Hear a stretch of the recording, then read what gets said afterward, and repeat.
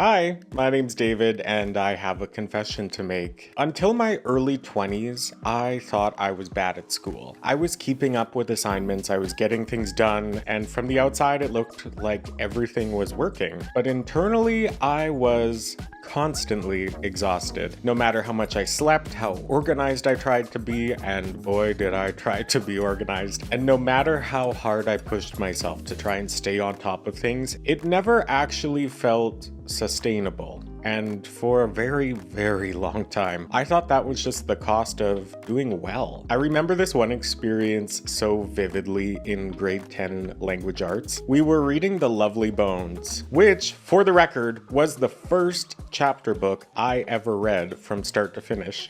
Grade 10. I would spend hours on the assignments after reading the book where we had to analyze each chapter, and I put in what felt like a ridiculous amount of effort to produce something that was halfway decent because I just kept getting 50s, 60s, sometimes 70s. Those were special days. And I remember being so frustrated with it because it truly did not make sense to me. I was doing everything that I was told to be doing, and right there in grade 10, I started to internalize something. Everything I do is just slightly off the mark. And this idea about myself started to permeate the rest of my life. It fundamentally became how I understood myself as a person. Then, one day, in spring, I forgot to do an assignment. So before I went to bed the night before that analysis was due, I did it in a span of about 10 minutes. I didn't overthink, I just got it done, and I got 100%.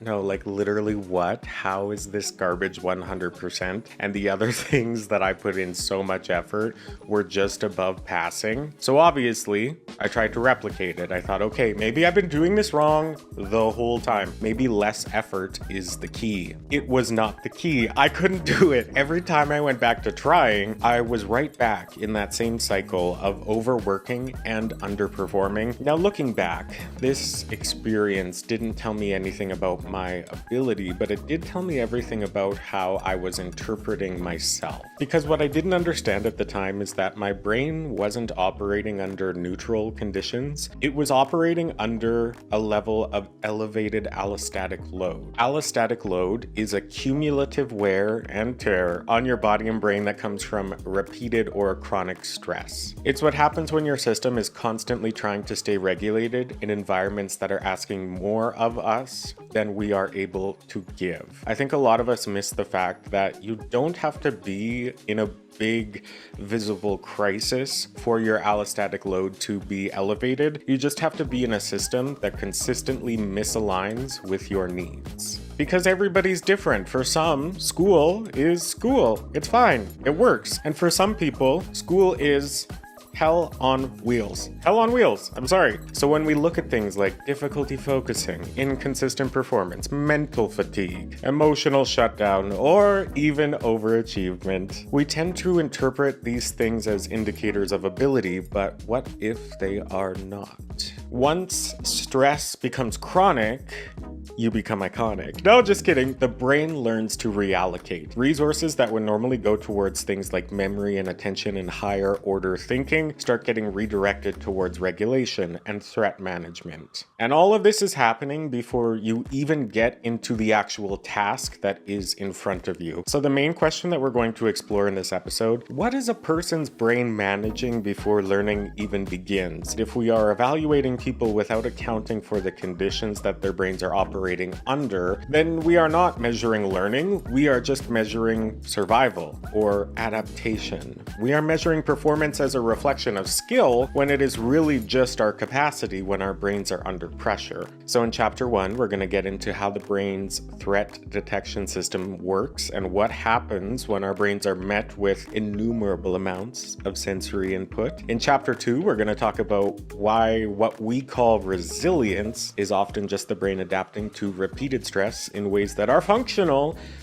but not without consequence. Then in chapter 3, we're going to talk about what happens when experiences like this shape how you see yourself. And then in the conclusion, we'll take a look at the patterns that emerge in environments where students are being measured and how those measurements are actively shaping them. Because like what happened in my grade 10 English class, these measurements enforce patterns very quickly, and they often follow us until we learn to outgrow them. It actually doesn't matter what happened in those classrooms. At this point, I do not need to try and analyze my 15-year-old self struggling to do a book report, and in fact, I don't want to. What I need to investigate is what that experience turned into over time, and how much of it I'm still carrying without even realizing it. Most folks learn something very specific about themselves early in their lives that may not have ever been true, but then, like a self-fulfilling prophecy, we make it true. Let's get into it. Detox starts now. Baby shark, do do do do do.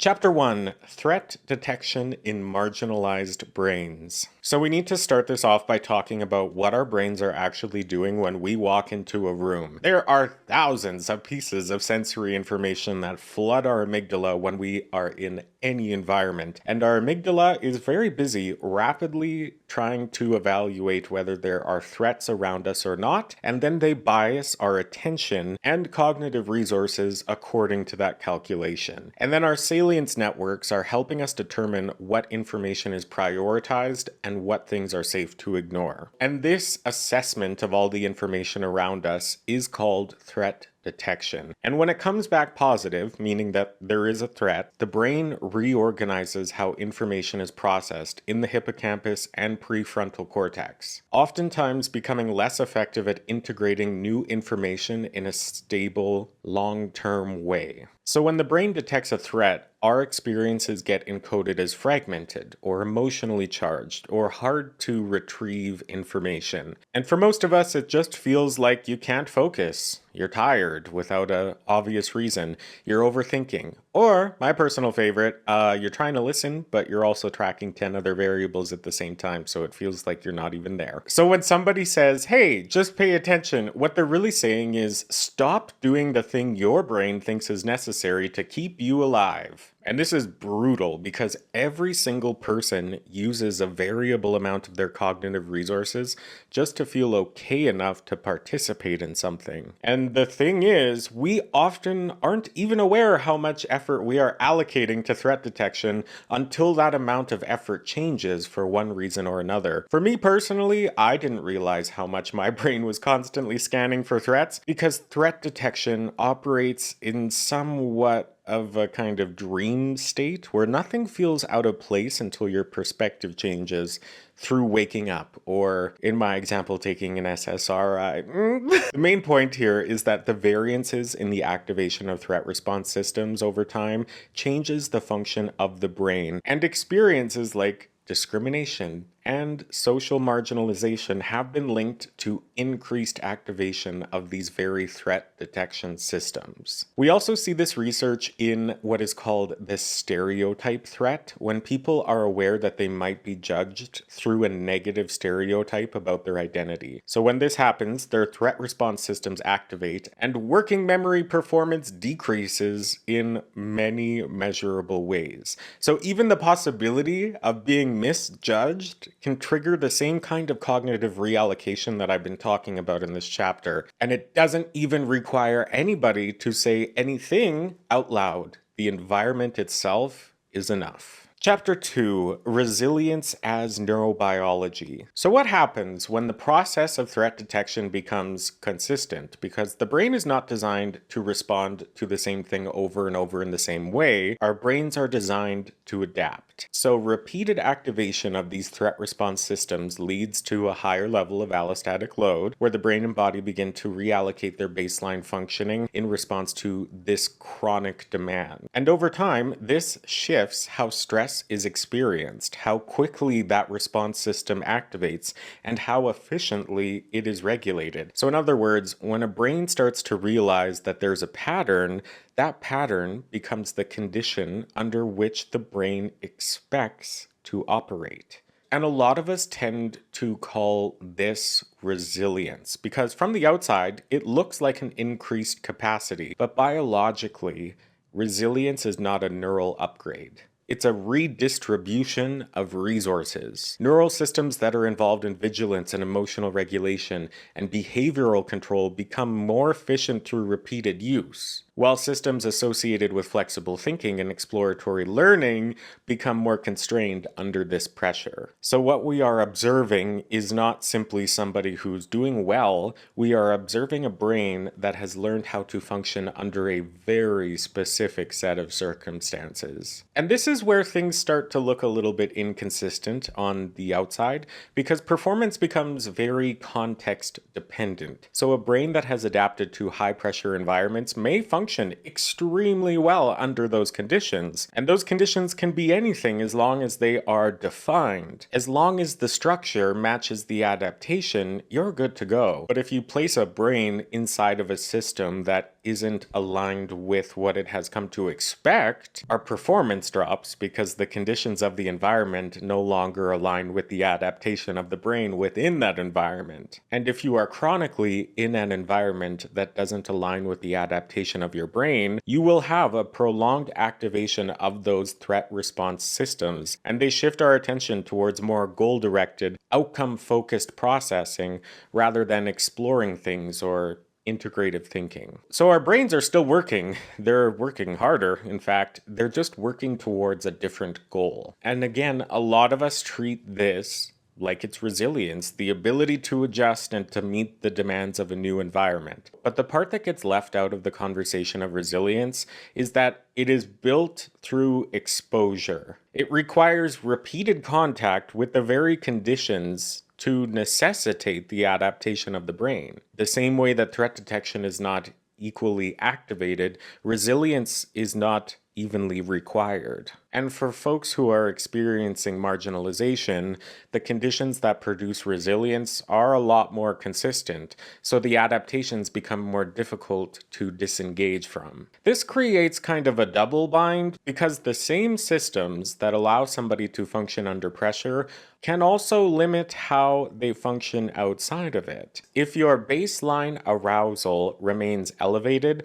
recovery takes longer and the brain becomes more efficient at processing immediate outcomes over long-term integration. So you end up with people who can perform at a high level, but often at a cost that is invisible within the performance itself.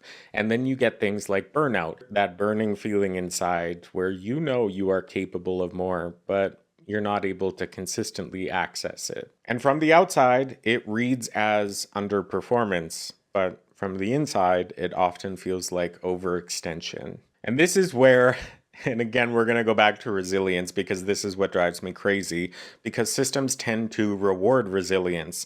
They reward the ability to meet expectations under pressure, to maintain your output, and to adapt to a structure without trying to disrupt it. But what those systems are often rewarding is not optimal functioning. In fact, not even close. We are rewarding the ability to endure, to operate in the conditions that may not actually support our long-term learning or cognitive sustainability. Especially for marginalized people, this becomes normalized to the point where the adaptation itself just becomes invisible. It just looks like who you are. So to end this chapter, resilience is not the absence of struggle. It is the reorganization of the brain around that struggle. And if we are evaluating people based on how well they perform under these conditions, without accounting for how those conditions shaped the performance in the first place, then once again, we are not measuring resilience, we are measuring adaptation. Chapter 3. Identity under stress. So now we're going to take it one step further and talk about what happens when all of these patterns start to inform how you understand yourself. Because at some point, this stops being about stress and starts becoming about identity. See my episode on identity. Because when repeated experiences begin to solidify into expectations about who you are and what you are capable of and how you function within a system, it becomes harder and harder to separate the stress you are experiencing and how you think about yourself. Our brains are constantly using past experiences to predict what is going to happen in the future, and this is a fundamental principle of cognitive processing. We aren't just reacting to things in the present, we are interpreting it through patterns we have already learned. So when certain outcomes repeat, like difficulty focusing under pressure, inconsistent performance, stronger results in some conditions, and weaker in others, the brain starts to treat those patterns as stable traits rather than context-dependent responses. Because if your experience of learning has been shaped by stress, or time pressure, or misalignment with your environment, then your performance has likely been wildly variable. Sometimes you can access your own thinking clearly, and sometimes you can't. And without an understanding of the conditions driving that variability, it becomes very easy to interpret that inconsistency as a flaw within yourself. Which is how you end up with internal narratives like, I'm just bad at this, I'm not good at school, I'm inconsistent, or my personal favorite, I could do better if I just tried harder, which is deeply offensive when you think about it for more than 2 seconds. This is where identity formation and stress really start to become inseparable, because identity is not built in isolation from our experiences. It is constructed through repeated interaction with feedback, experiences, and recognition. And in systems where performance is evaluated without context, the feedback you receive about your work, and in turn your identity, starts to vary as well. So we start to think of ourselves as inconsistent versus my environment affects my performance. What a lovely sentence that is. My environment affects my performance. What is this, therapy? We also see this echoed in research on attribution. And this is where people try to make sense of their experiences of success and failure by assigning causes, either from within or externally. And in environments that emphasize individual responsibility without accounting for the structural conditions, people are more likely to internalize their failure as a reflection of their ability versus the context. So if you are consistently operating with a higher cognitive or allostatic load due to stress and or marginalization, and that load is not recognized, then the outcomes it produces become attributed to you. And your difficulty focusing is now a lack of discipline. Your caution becomes disengagement, and eventually all of these interpretations start to feel true. And the more marginalized you are, the more intense this process becomes, because the patterns are just that much more consistent. If you are more likely to be misunderstood, corrected, or evaluated through a smaller and more narrow lens,